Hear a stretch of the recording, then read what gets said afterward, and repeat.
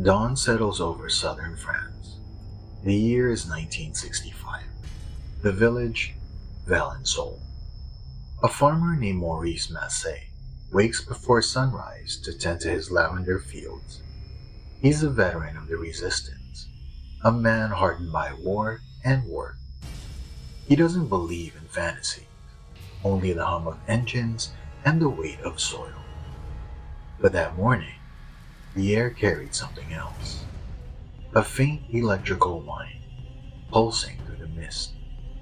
Not a plane, not a tractor. Something unfamiliar. Masse crests the hill and stops dead.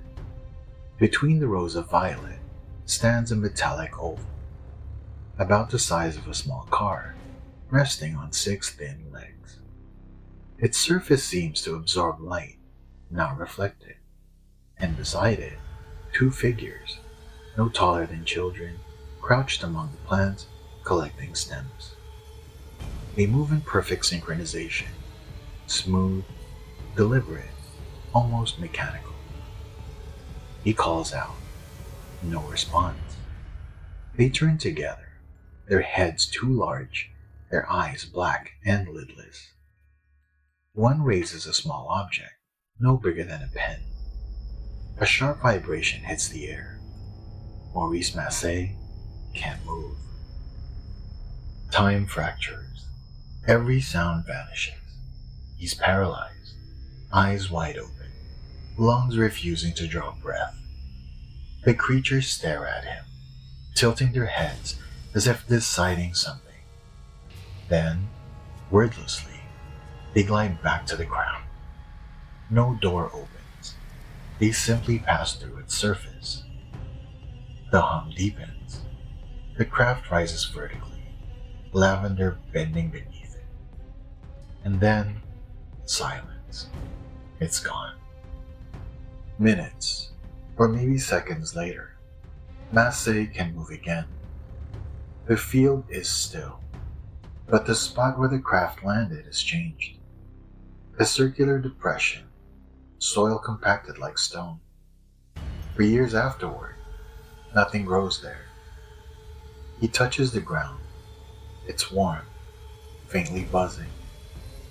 That night, he dreams of the lavender swaying backward, as if the earth itself remembered the weight of the thing that stood there.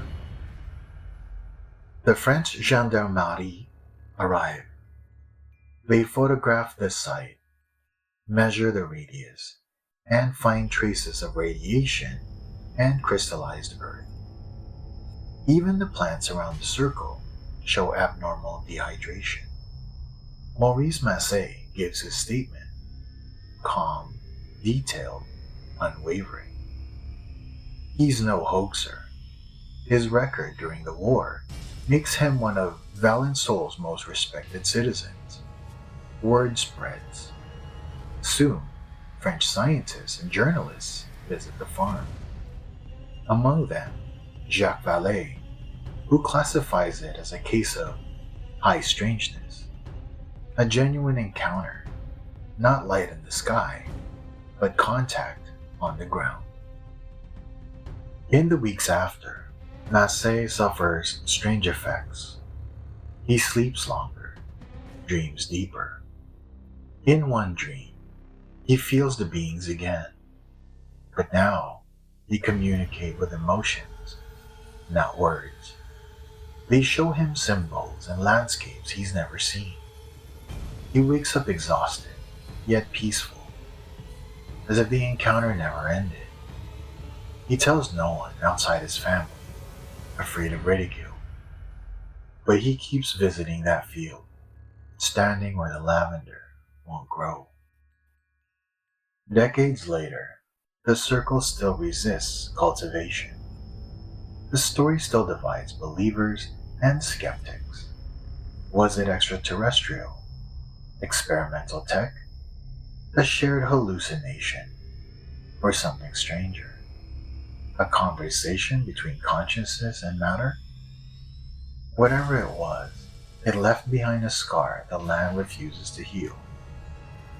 In a quiet corner of Provence, The soil itself remembers. This is Joshua Tree Encounters, where UFOs, cryptids, and high strangeness collide.